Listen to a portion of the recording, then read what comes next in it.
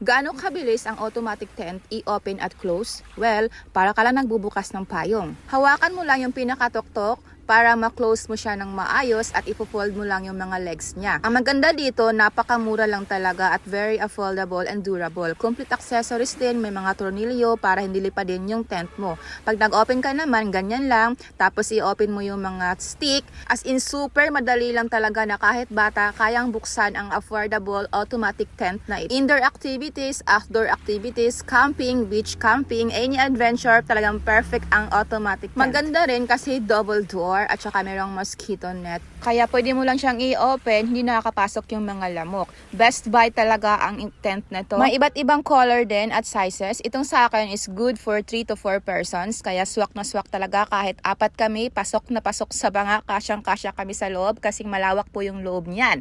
Kaya ano pang inaantay mo? Buy it now at hindi ka magsisisi talaga. Super worth it ang automatic camping tent na ito. Kaya thank you for watching. Bye now.